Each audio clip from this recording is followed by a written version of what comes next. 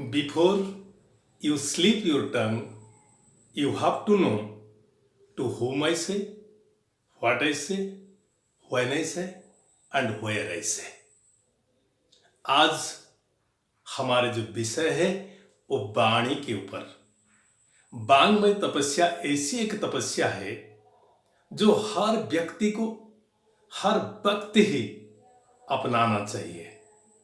हम एक मनुष्य है, प्राणियों के बीच में एक सर्वश्रेष्ठ प्राणी है, लेकिन हमारे पास विवेक और वाक शक्ति है। दूसरे प्राणी से हम अलग हैं। हमारे पास पूंछ बिछाण या सिंह नहीं है, लेकिन विवेक और बोलने की क्षमता एक मनुष्य को दूसरे प्राणियों से अलग करता है।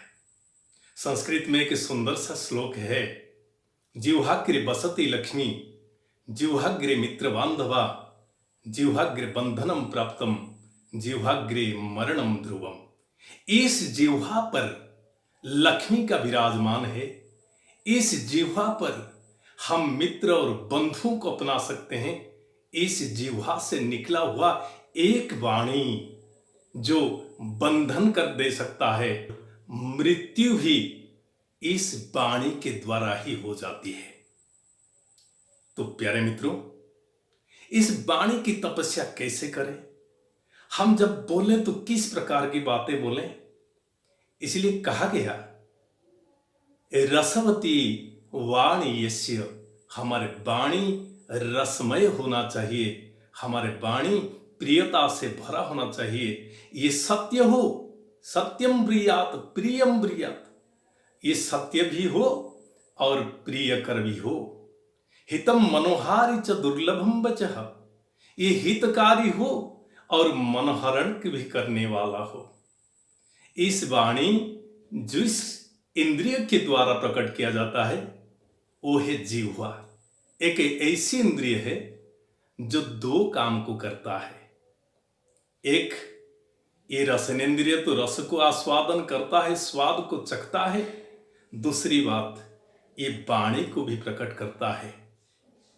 इसीलिए हमें हमारे जिह्वा को मूव करने से पहले एक बार सोच लेना चाहिए, हम कहां पर कह रहे हैं, किसको कह रहे हैं, क्या कह रहे हैं। यदि इतने विचार के साथ हम अपने बात को व्यक्त करते हैं तो वही बात ही वांग्मय तपस्या कहलाएगा। इस संदर्भ में मैं और एक सुंदर सा श्लोक आपके सामने रखता हूं, जो प्रिय वाक्य प्रदानेन सर्वे तुष्यन्ति जन्तवः, तस्मात् तदेव वक्तव्यम वचने का दरिद्रता।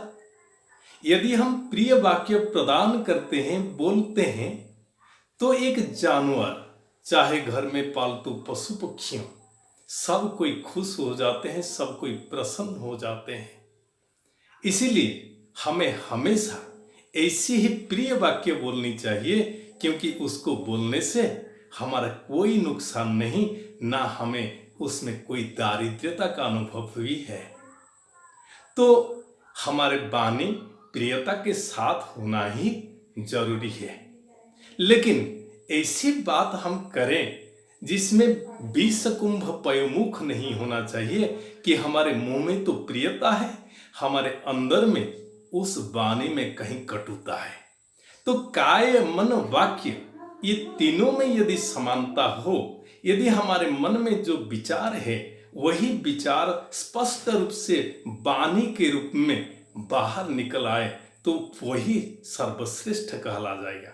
ज्यादा बोलने का जरूरत नहीं। मितम च सारम च बचो ही वाग्मिता, थोड़ा सा हो लेकिन सार कथा हो, तो वही ही वाग्मी का लक्षण है। हम जो भी बोले उसको शुद्धता से बोले। एक शब्दः सुप्रयुक्तः सम्यक ज्ञानतः स्वर्गे लोके कामधुक् भवति। यदि हमारे मुंह से निकला हुआ शब्द दूषित हो, उसमें व्याकरणगत त्रुटि हो, उसमें उच्चारणगत त्रुटि हो, तो भी वो हमारे वाणी की सुंदरता को नहीं रख पाता है।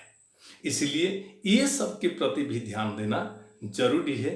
हम बहुत कम कहें, उचित बात को कहें, प्रियता से कहें, मधुरता से कहें और जीवन भर हमारे कहने से किसी के हृदय पर दुख न आ जाए।